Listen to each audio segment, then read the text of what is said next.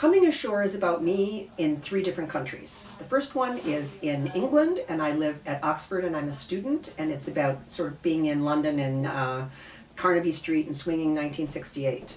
The second third is about me teaching in Cleveland, Ohio at the Huff area when there are riots and it's burning.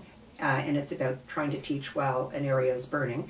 And the third is when I moved to Toronto. I moved here during the FLQ crisis in 1971, and believe it or not, get arrested. And then I moved to Rochdale, which I didn't realize was the drug center of all of Canada.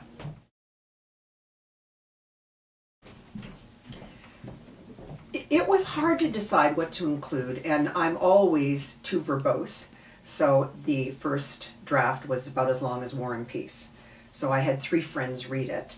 And interestingly enough, they all agreed on what needed to be cut. So it was pretty easy for me to cut it down. And I did it as a Bildungsroman, you know, the German concept of growing up, and you have a psychological coming of age and a moral coming of age and figuring out what the world is about. So when I would have, for example, 3 chapters on Lakeshore Psychiatric Hospital, people would say, you only need 1 of those. So we get to know, you know, what you learned there. It's really about what you learn at each moment in time. So you don't have to repeat those situations. So that sort of forced me, when I looked at it as a Bildungsroman, it allowed me to say, just measure psychological growth.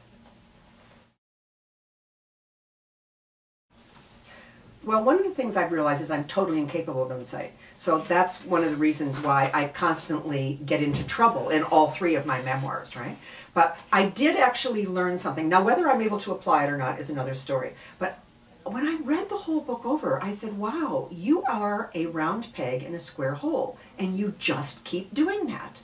You know, you go to England, and instead of becoming English, you want them to become American, you know. And then in Cleveland, you know, had fights with all the staff. Never had fights with the kids, but, you know, there was this whole sort of, you know, why do people have so much trouble teaching these ghetto youth? I'm not having a problem. I'm going to show you how to do it, you know. But again, everyone's black, and I'm white, right? And in England, everyone's English, and I'm American, right? And then when I come to Canada, everybody's Canadian, and I'm American.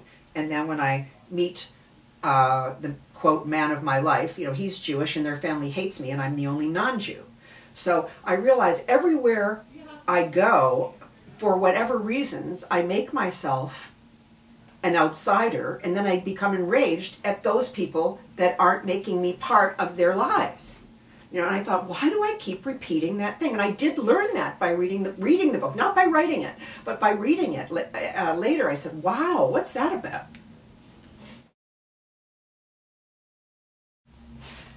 You have to remember that my memoirs started in the 50s, you know, and now we're up to the late 60s and 70s. And one of the things I learned is I didn't have to be normal anymore. I could just be who I was. You know, I learned that in my 20s. I don't know if times changed or I changed, or maybe being a psychologist helped me to see that normal is just what most people do. It's just part of the bell curve. It's people that shop at IKEA or in 1940s were Nazis, you know. It's just what a lot of people are. I don't have to be that. And once I realized that, I was much less argumentative, and I settled into a group of friends that accepted me for me.